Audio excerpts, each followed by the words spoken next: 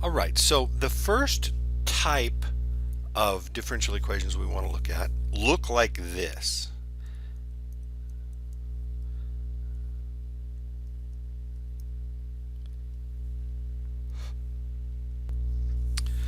dy dx equals f of x. All right, now so it's important to remember that when we use this particular notation, let's try that again. When we use this particular notation right here, get my invisible ink shut off here. There we go. When we use this particular notation right here, we mean that that whole expression, everything on this side only involves x, is only a function of x, okay? So this special kind of differential equation only involves the derivative of y and then a bunch of x terms or constant terms, all right? So, as an example, we might have something like this. Dy dx equals 2x. Let's hit that again. Dy dx equals 2x plus 3. All right, now the nice thing about this form of differential equation is that we know what the solution looks like.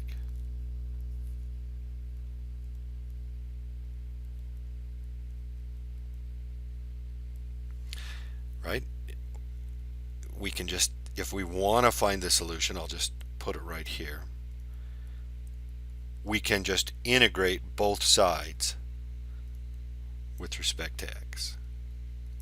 Okay, so you just integrate both sides, and of course we know that this is just going to give us y of x, and this is going to give us whatever the integral is of f of x.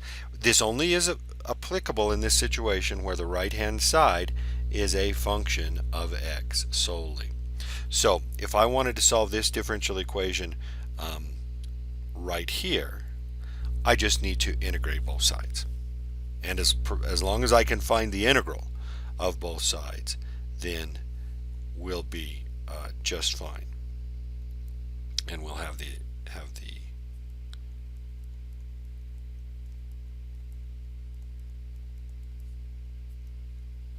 solution y.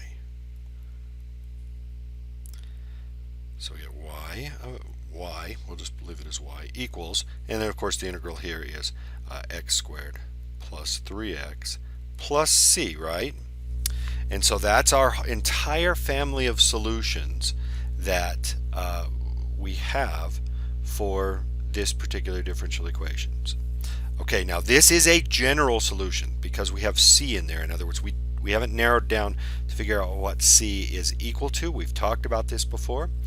But I want to show you something that's kind of useful in understanding what this is saying. Any of these curves solves this differential equation, has the property that the derivative of the curve is equal to 2x plus 3. And so if I wanted to graph the curves, there's kind of a nice way that I can do this using Desmos. All right, so I'm going to switch screens here and show you this is a helpful thing for graphing families of curves where you have a constant. Okay, so here we're using Desmos. This is one of the software tools that we're going to use, Desmos. I think probably many of you are familiar with it. But what it allows us to do is use a property called lists. So let's let C equal the list, and to delineate a list, to indicate a list, you put in square brackets. And there are several ways you can do this. You can list numbers just with commas, 1, 2, 3. We'll just start there. And then what we're going to do is we're going to graph y equals our curve, which was x squared plus 3x, and then plus c, right? And so since that's in a list, what it does is it graphs a different function, a different graph for each value of c. And so here you can see that we have any of these curves satisfies the differential equation, right? Or could be a solution to the differential equation. Just going back to the use of the list, the list is nice because you can see the whole family of curves here, or see many of them. So I can add right on the fly a number, several values to the list. Or maybe that's if I want to list specific values, but if I want all integers, say from -5 to 5, -5 ... to 5. And so that's a nice neat way. Let me get this out of the way. That's a nice neat way to get without having to list all 11 numbers. But you see there that family of curves solves this differential equation. All right. I'll mention this just by way.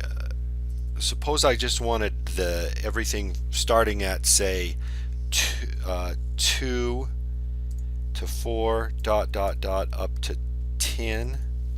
So in other words, I want in my list the numbers 2, 4, 6, 8, 10. I can start by creating the sequence 2 and 4, and it recognizes that I'm adding 2 every time and ending at 10. Just a nice handy way. Probably the best way is just at least for what we're going to do, is just we want to see that. So the nice thing about this graph is you see all of the different curves that could be solutions. Now, these are the general solutions. This is the family of solutions to our differential equation. All right. So that's a general solution to this type of differential equation. Now, let's talk about this. Let's move this up. Make sure we're still in frame. I guess we'll just do it this way. So let's now solve this differential equation. dy dx equals 2x plus 3, comma y of 1 equals 2. This is called an initial value problem. We've mentioned this in the past.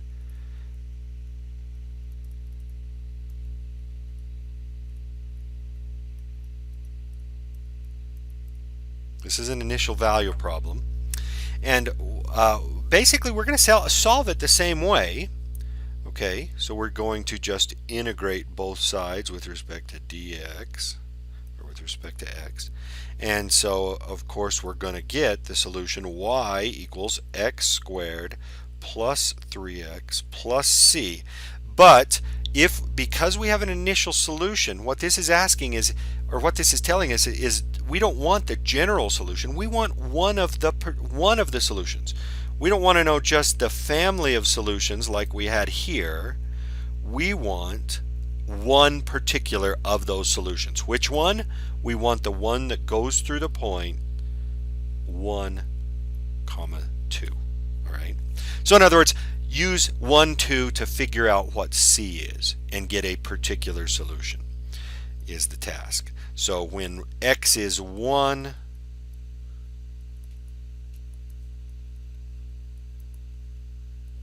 y should equal 2. So we need to solve that real simple equation. So what do we get? 1, 4. I think c is going to, this tells us c equals -2. All right.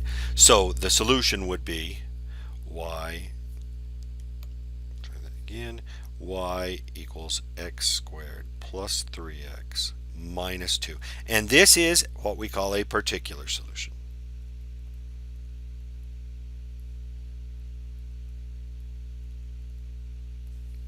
Because it doesn't contain a c. It's one of them. It's the one that goes through the point 1, 2. Let's take a look at our graph here. Where is the point 1, 2? It is 1, 2. Bam, there it is. And so, look right there. That curve right there is the only one. And if we looked at that, that would be y equals x squared plus, well, let's graph it. That'll be y equals x squared. Let's try this. Y equals x squared plus 3x minus 2. Right? And you see it. It's the one that goes through that point. So we in differential equations, if we're given an initial condition, then we're needing to find, or we're being asked to find the particular solution that goes through that point. All right. So, lastly, we want to take notice of this.